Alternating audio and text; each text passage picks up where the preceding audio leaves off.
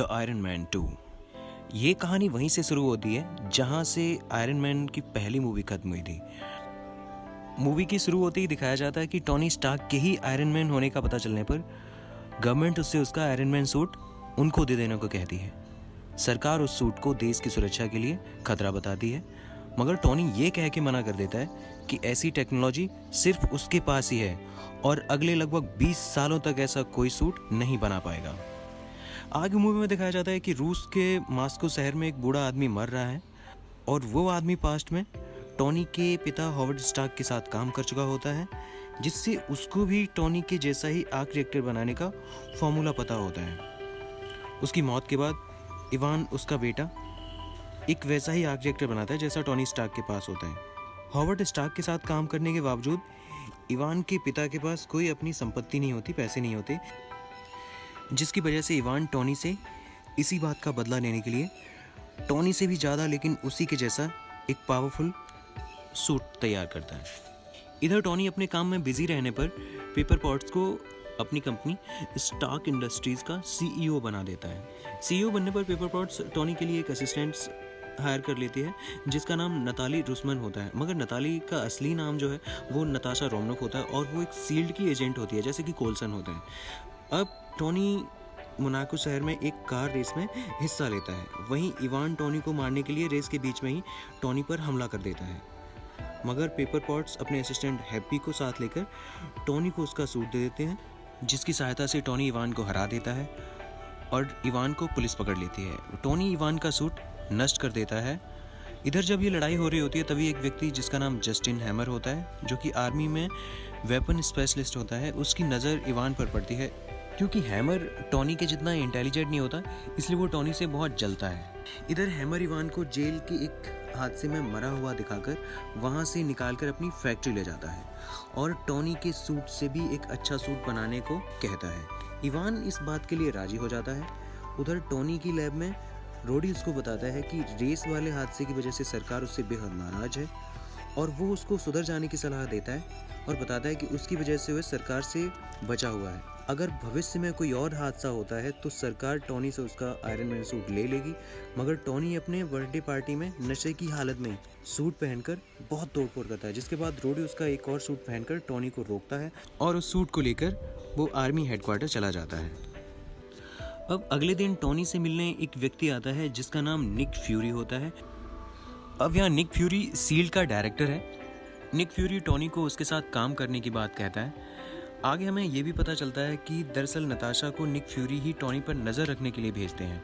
इधर हैमर की लैब में इवान रिमोट कंट्रोल सूट बनाता है, मगर हैमर इस चीज़ से खुश नहीं होता, लेकिन बाद में वो मान जाता है। आगे मूवी में दिखाया जाता है कि निक फ्यूरी टोनी को एक बॉक्स देते हैं जो टोनी के पिता का होता है। वो उसको बताते हैं कि हॉवर्ड स्टार्क भी सील्ड के फाउंडिंग मेंबर्स में से एक थे।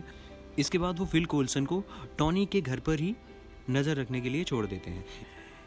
इधर रोडी जो आयरन मैन का सूट लेकर जाता है, उस सूट पर वेपन्स को लगाने का काम हैमर को दे दिया जाता है। आगे हमें टोनी और फ्यूरी की बातचीत से पता चलता है कि इवान के पिता पर जासूसी का आरोप लगता है और खुद इवान ने प्लूटोनियम वाले हथियार पाकिस्तान को भेजे थे, जिसकी वजह से उसको 20 साल की जेल होती है। इसके बाद टोनी अपने पिता के बॉक्स को ओपन करता है जो कि उसको निक फ्यूरी ने दिया होता है, जिसमें उसके पिता के कुछ वीडियो मैसेज मिलते हैं। उनमें उसके पिता एक भविष्य के शहर का मॉडल बना रहे होते हैं और वो बताते हैं कि एक दिन टोनी उससे भी बड़ा क्रिएटर बनेगा।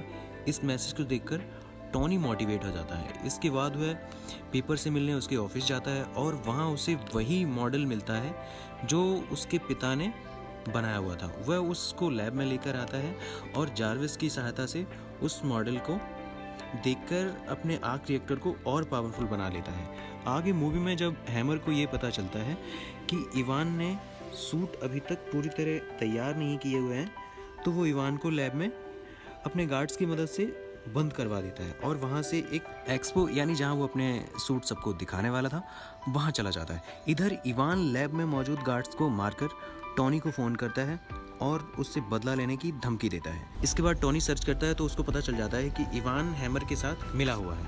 अब इसके बाद वो तुरंत वहाँ से अपने आयरन मैन सूट के साथ उड़कर उसी एक्सपो में हैमर के पास पहुंच जाता है और इवान का पता पूछता है। अब यहाँ एक्सपो में हैमर आयरन मैन के जैसे बनाए गए सूट वहाँ बैठे हुए मीडिया कर्मियों को और पब्लिक को दिखाता है। वो उस सूट को भी दिखाता है जो रोडी ने टोनी स्टार्क से लिया था। कर्नल रोडी उसी सूट के अंदर होता है और वो उस सूट को ऑपरेट कर रहा होता है। अब जैसे ही वहाँ पर आयरन मैन पहुँचता है तभी इवान उन सभी सूट को हैक कर लेता है और उन सभी सूट को टोनी के ऊपर अटैक करने की कमांड दे देता है। इसके बाद वो सारे सूट टोनी पर हमला कर देते हैं। रोडी का सूट भी, जिसका नाम अब वॉर मशीन है, हैक होने की वजह से टोनी पर अटैक कर देता है, लेकिन रोडी अभी भी सूट के अंदर ही होता है। इधर एक्सपो में नताशा और पेपर पॉट्स भी मौजूद होते हैं। वो हैमर को पकड़कर उससे इवान के बारे में पूछते हैं, जिस पर वो बताता है कि इवान उसकी लैब में है। इसके बाद नताशा वहाँ से हैप्पी को लेकर हैमर की लैब में इवान को पकड़ने चली जाती है। इधर इवान उन सभी सूट को टोनी पर हमला करने के लिए ऑपरेट कर रहा होता है, जिसकी वजह से सारे शहर में अफरा तफरी मच जाती है। लोग इधर उधर भागने लगते हैं। हैक किए हुए सूट इवान की कमांड पर चारों तरफ तबाही मचाने लगते हैं। इसके बाद नताशा और हैप्पी इवान को पकड़ने हैमर की लैब पहुंच जाते हैं, मगर हैमर पता चलते ही वहां से भाग जाता है। अब यहाँ पर ये दिखाते हैं कि नताशा एक बहुत अच्छी मार्शल आर्टिस्ट है और वो बड़ी आसानी से लैब की सिक्योरिटी गार्ड्स को मार देती है। इसके बाद वो वहाँ लैब में इवान के कंप्यूटर से रोडी के सूट के प्रोग्राम को सही कर देती है। उसके बाद टोनी और रोडी मिलकर उन सारे सूट्स को ख़त्म कर देते हैं। तभी नताशा उनको बताती है कि उनकी तरफ एक बड़ा सा सूट उड़कर आ रहा है और वो बहुत ताकतवर है। अब हमें यहाँ ये पता चलता है कि इवान दरअसल हैमर की लैब में टोनी को मारने के लिए सारे सूट बना रहा था। इसके साथ ही जिस सूट के साथ उड़कर वह टोनी के पास पहुँचता है, उस सूट को उसने खास अपने लिए बनाया था, ताकि अगर बाकी सारे सूट्स टोनी को मिलकर ना मार सकें तो वो उस सूट की हेल्प से टोनी को मार सके। अब इवान अकेला टोनी पर अटैक करता है, मगर टोनी और रोडी मिलकर इवान को मार देते हैं। इधर पेपर फोन करके पुलिस बुलाती है और हैमर को गिरफ्तार करके जेल भेज दिया जाता है। इसके बाद अगले दिन टोनी निक फ्यूरी के साथ बैठा होता है और एक फाइल पढ़ रहा होता है जो अवेंजर्स के बारे में होती है। अब अवेंजर्स क्या है ये मैं आपको जब अवेंजर मूवी एक्सप्लेन करूँगा तब बताऊँगा। ये मूवी यहीं ख़त्म हो जाती है। ये मूवी आपको कैसी लगी या इस मूवी से रिलेटेड आपका कोई सवाल है तो आप हमें कमेंट में ज़रूर बताएं। साथ ही साथ चैनल को लाइक, सब्सक्राइब और शेयर ज़रूर करें। मैं जल्दी ही आपसे अगली वीडियो मिलता हूँ। तब तक thank you, all the best.